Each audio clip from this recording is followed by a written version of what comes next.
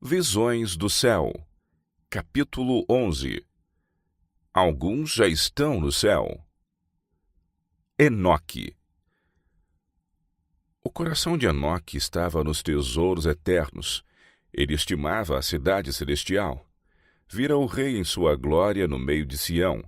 Seu espírito, seu coração, sua conversação eram sobre coisas celestiais. Quanto maior era a iniquidade existente, mais ardente era o seu anelo pelo lar de Deus. Enquanto ainda se encontrava na terra, habitou pela fé no reino da luz. Bem-aventurados os limpos de coração, porque eles verão a Deus. Mateus 5, 8. Durante 300 anos, Enoque estivera procurando pureza de alma, para que pudesse estar em harmonia com o céu. Durante 3 séculos andara com Deus.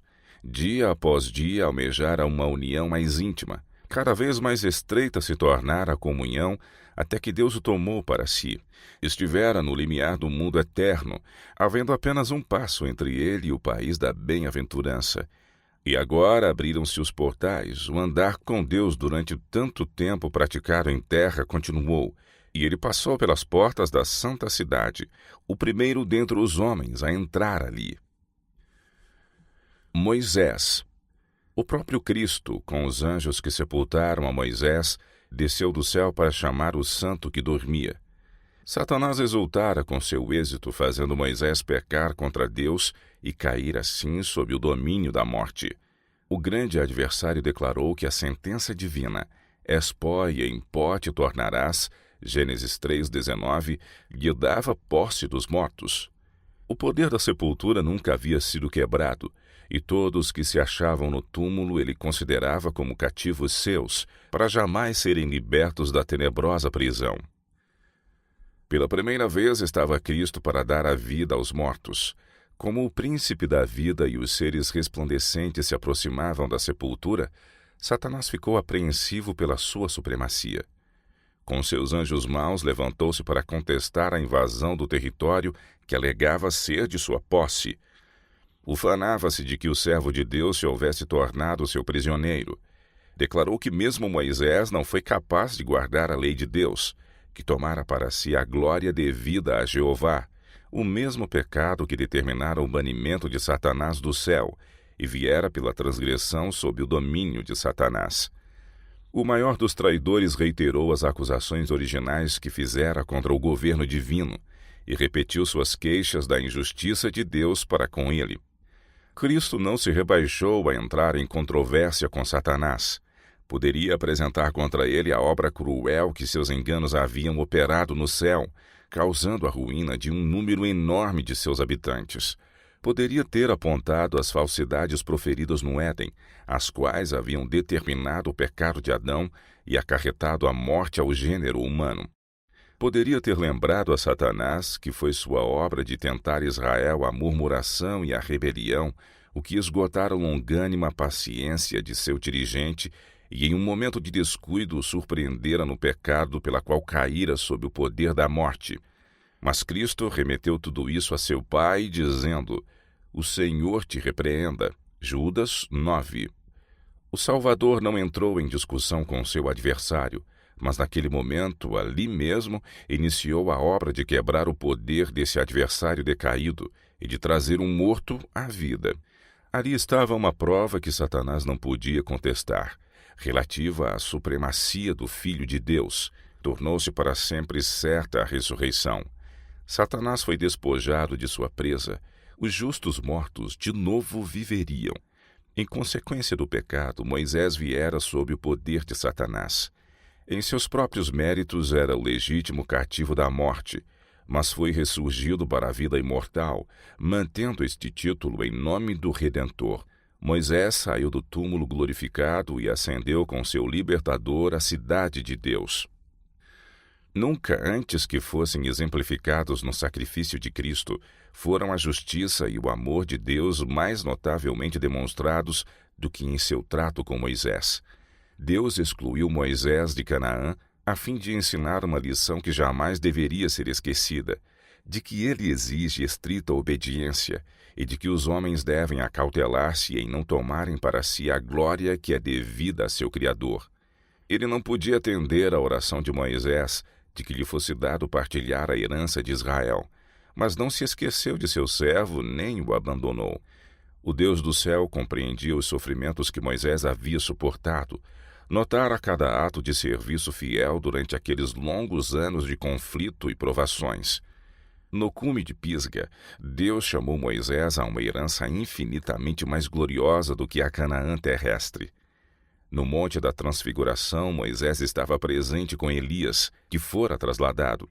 Foram enviados como portadores de luz e glória da parte do Pai e seu Filho.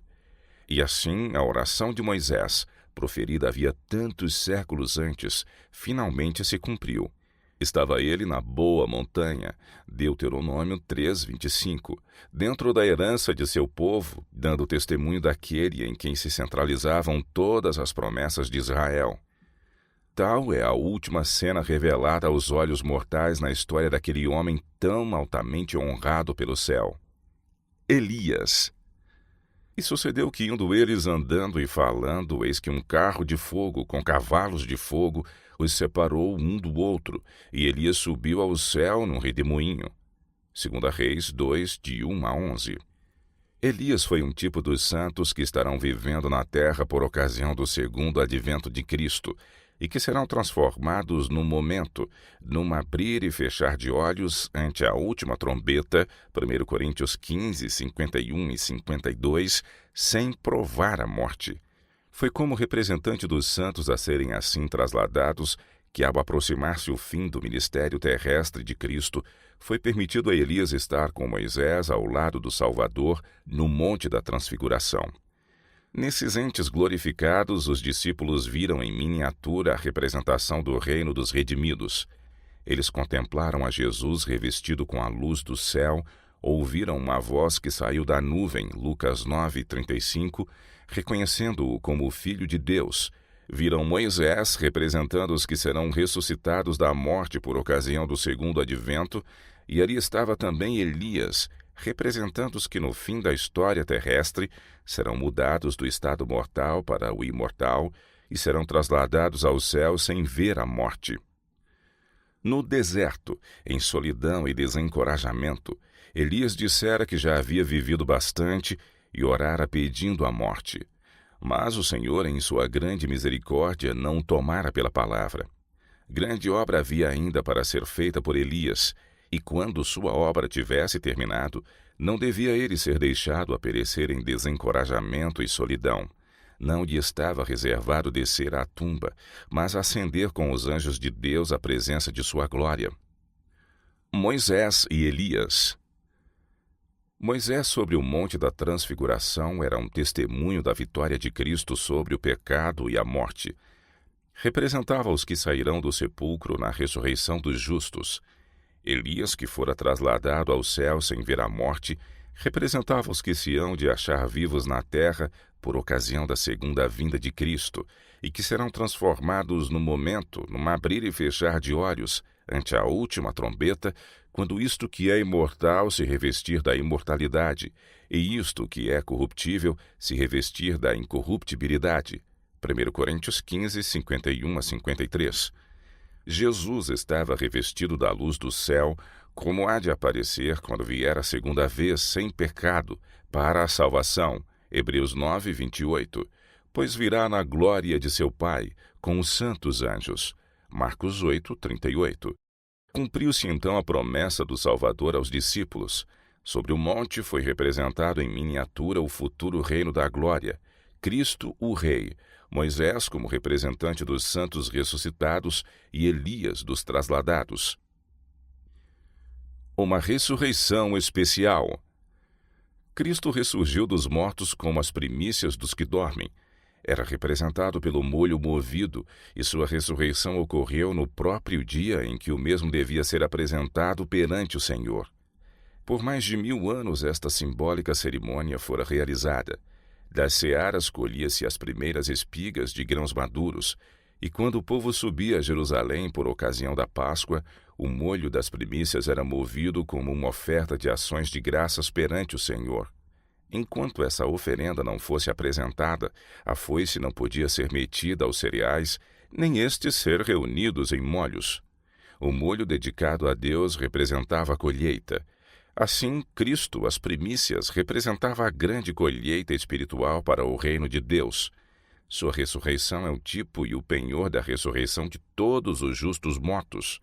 Porque se cremos que Jesus morreu e ressuscitou, assim também aos que em Jesus dormem, Deus os tornará a trazer com ele. 1 Tessalonicenses 4,14. Quando Cristo ressurgiu, trouxe do sepulcro uma multidão de cativos. O terremoto, por ocasião de sua morte, abrira-lhes o sepulcro, e ao ressuscitar ele, ressurgiram juntamente. Eram os que haviam colaborado com Deus e que, à custa da própria vida, tinham dado testemunho da verdade. Agora deviam ser testemunhas daquele que os ressuscitara dos mortos. Durante seu ministério, Cristo ressuscitara mortos. Fizera reviver o filho da viúva de Naim, a filha do principal e Lázaro. Estes não foram revestidos de imortalidade. Ressurgidos estavam ainda sujeitos à morte. Aqueles, porém, que ressurgiram por ocasião da ressurreição de Cristo, saíram para a vida eterna. Ascenderam com ele como troféus de sua vitória sobre a morte e o sepulcro. Estes, disse Cristo, não mais são cativos de Satanás. Eu os redimi. Trouxe-os da sepultura como as primícias de meu poder, para estarem comigo onde eu estiver, para nunca mais verem a morte nem experimentarem a dor. Esses entraram na cidade e apareceram a muitos, declarando: Cristo ressurgiu dos mortos, e nós ressurgimos com ele. Assim foi imortalizada a sagrada verdade da ressurreição. Os ressurgidos santos deram testemunho da veracidade das palavras: os teus falecidos viverão. Juntamente com o meu cadáver, eles se levantarão. Sua ressurreição era um símile do cumprimento da profecia. Acordai e gritai jubilando, vós que habitais no pó, porque o teu orvalho é o orvalho de ervas, e a terra dará de si os defuntos. Isaías 26, 19. Para o crente, Cristo é a ressurreição e a vida. Em nosso Salvador é restaurada a vida que se perdera mediante o pecado, pois ele possui a vida em si mesmo.